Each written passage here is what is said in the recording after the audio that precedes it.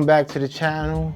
Today I want to kind of compare two cameras that I use, the Alexa Mini and the Red Komodo. And I feel like both these cameras have their strong suits, and I feel like they both have some weaknesses. Let's start off with the Red Komodo. I think the Red Komodo is a great budget cinema camera. For all those that was looking into getting into the Red ecosystem, I think the OG Komodo is by far one of the greatest investments you can make to get into Red. As a matter of fact, let me take that back. I don't want to say one of your greatest investments, because nowadays you can buy a Red weapon at $4 grand just for the brain, all in probably like 10,000. But still, I think that is a better investment than the Komodo. But let's just keep it on the Komodo right now. Having that global shutter for fast-paced whip pans and things of that nature, if you plan on doing that, or like chase car scenes, certain things where you don't want to get that jello effect, I think investing in a Komodo is great. Or just shooting music videos, content, short films, things of that nature. I think the Komodo has its place. Is it something that you would want to use on like bigger sets? You can.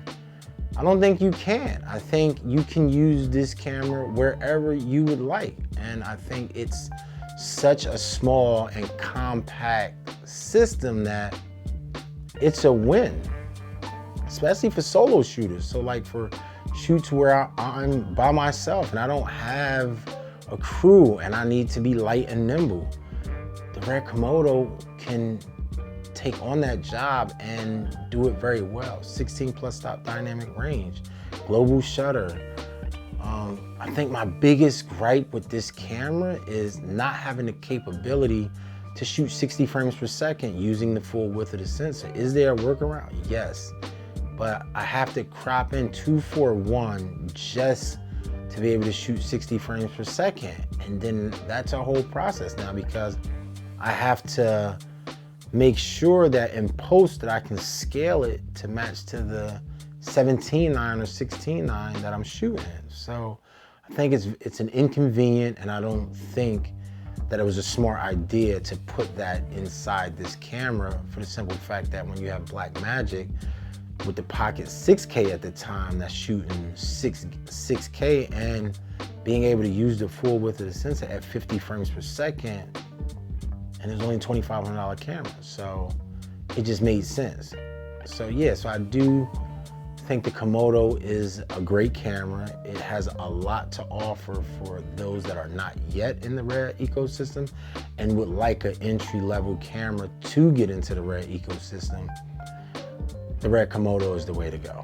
So now let's talk about the Alexa Mini. Now, I like the Alexa Mini. It is a great camera. It provides so much. It is a workhorse. And the thing that Alexa Mini for me is, like, I paid a substantial amount of money for a camera that's almost 10 years old. And the most impressive thing about this camera is its image quality. Red really did a good job of the image quality that comes out of this camera. It is so easy to work with in post. It doesn't bog my system down no matter what system I'm using. It is, I don't know, it's so user-friendly. And I think that's probably one of the reasons why it just, I don't know, it just has this type of look to it that's just unexplainable to me. But I just hate how much it costs. Even at an older camera model, how much it costs. It was over 30 grand. But another thing is that when you want to shoot RAW open gate, you can only shoot up to 30 frames per second.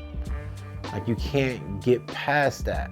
But the workaround for that, because most people shoot 444 when it comes to this camera anyway, and that's how you can get ProRes 444, and you can shoot up to 60 frames per second.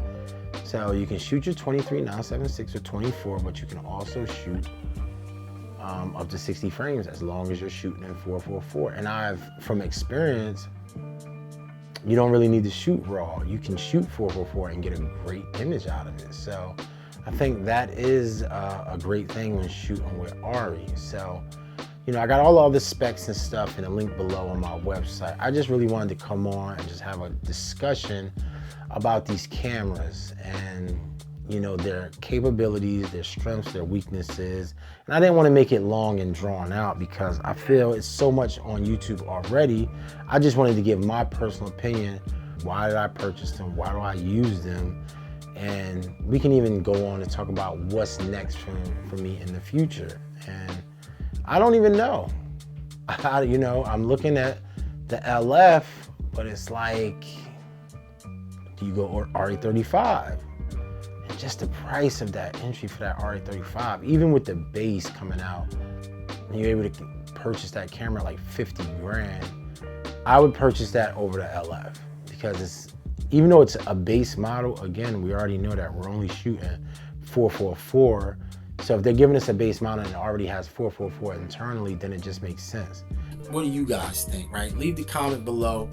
What camera do you like the best? Arri, Red, doesn't matter. Let's have a conversation. Peace.